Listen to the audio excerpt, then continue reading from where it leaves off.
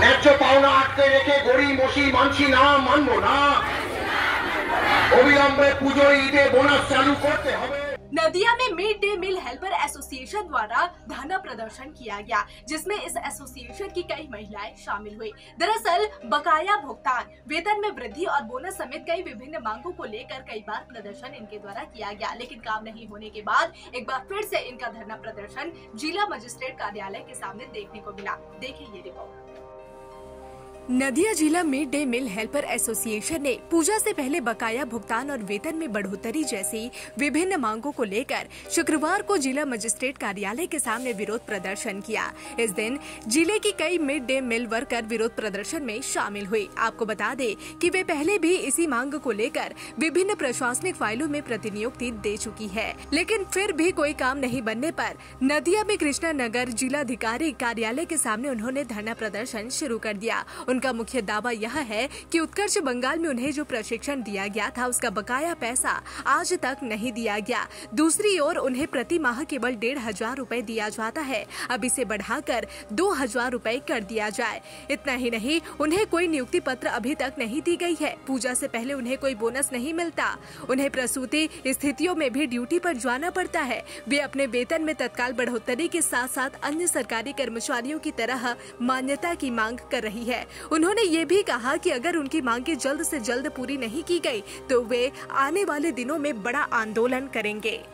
মূলত আমার পক্ষ থেকে আজকে একটি গণঅবস্থান এবং ডিএমের কাছে ডেপুটেশন আছে। উৎকর্ষ বাংলার যে বকেয়া টাকা 3 বছর ধরে তারা পাননি, সেই বকেয়া টাকা পাওয়ার দাবিতে এবং তাদের যে 2 মাসের মাইনা দেওয়া হয় না, মাত্র 2000 টাকা মাইনার মধ্যে 2 মাসের মাইনা দেওয়া হয় না সারা বছরে, সেই 2 মাসের মাইনা দেওয়ার দাবিতে এবং আমার যে 10টা থেকে সকাল 10টা থেকে 4টের মধ্যে রান্না ছাড়াও মিড ডে মিল ওয়ার্কারদের আরো আনুষঙ্গিক কাজ করানো হয়, অথচ তার জন্য কোনো পারিশ্রমিক দেওয়া হয় না। সেই অতিরিক্ত পারিশ্রমিকের দাবিতে আজকে এই গণঅবস্থান এবং ডেপুটেশন রয়েছে।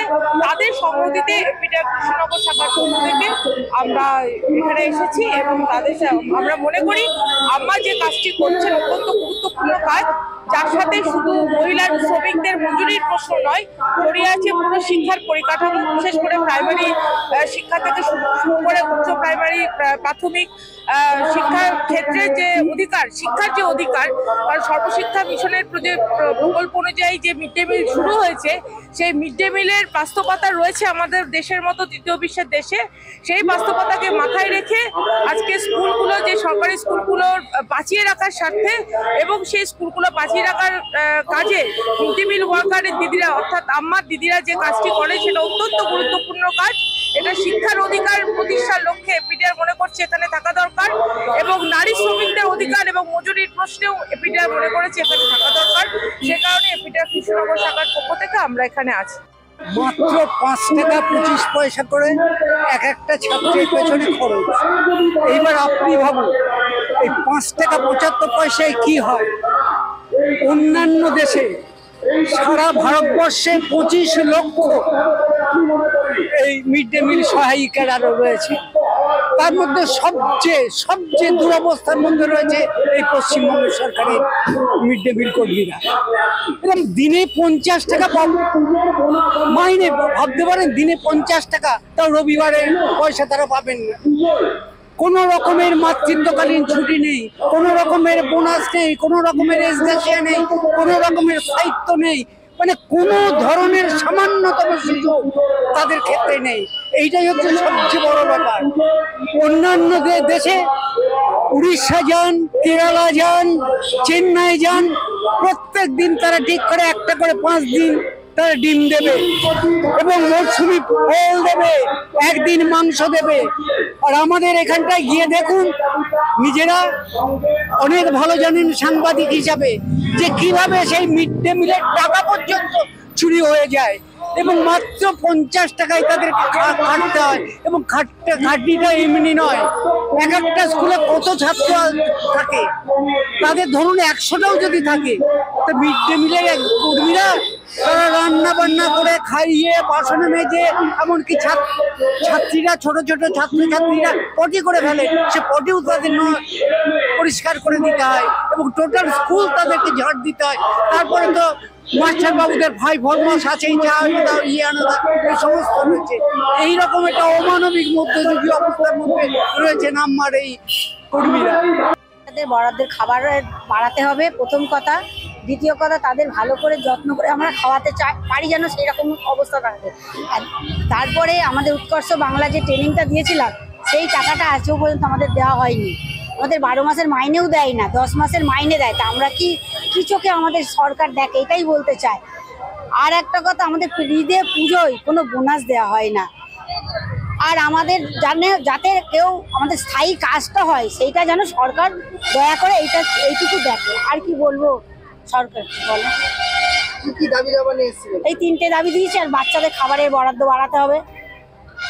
আর আমাদের যেন স্থায়ী কর্ম যারা থাকে আমাদের সেইটা কোথায় স্থায়ী 12 মাস আমরা যেন আমাদের ভয় দেখায় মাঝে মাঝে, হয়তো তোমাদের চাকরি চলে যাবে। সামান্য এই কটা মাইনে ভাই কেন ভয় দেখাবে?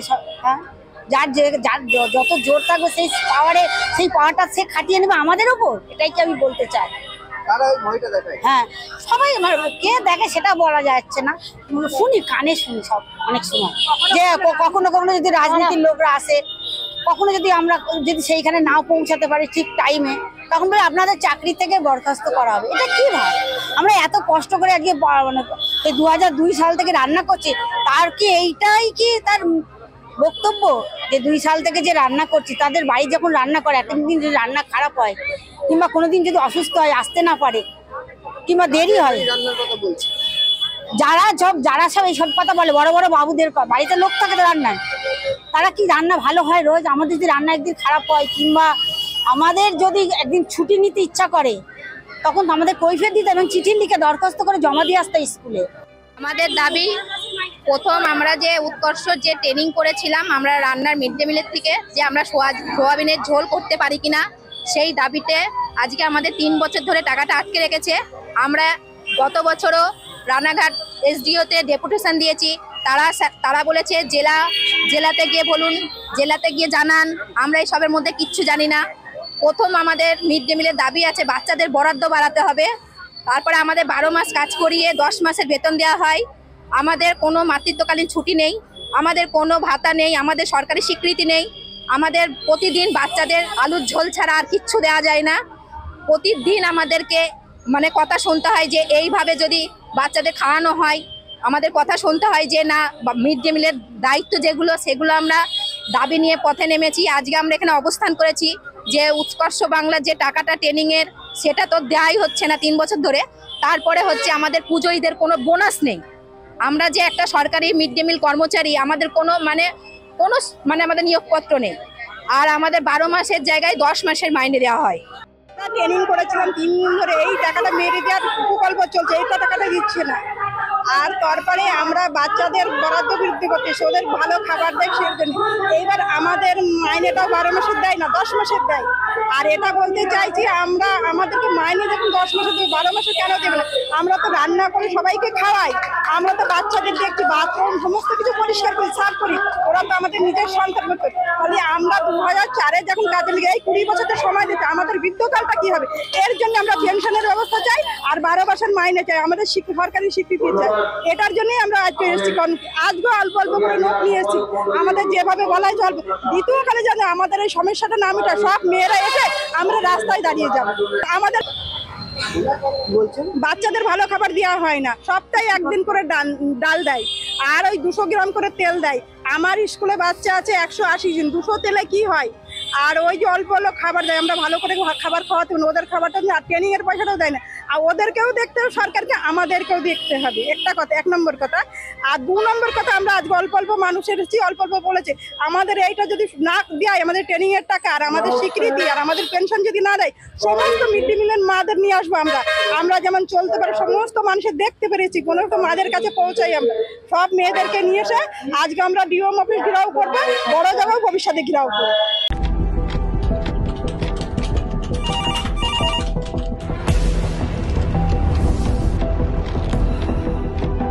क्या? ठीक है, हम लोग अभी आ रहे हैं। राजनीति के राज जनता तक पहुंचाना आसान नहीं है। खबरें के बाजार में बिना तमाशे के सच दिखाना आसान नहीं है। लेकिन अब सब कुछ होगा आसान। हम हैं न्यूज़ UNI।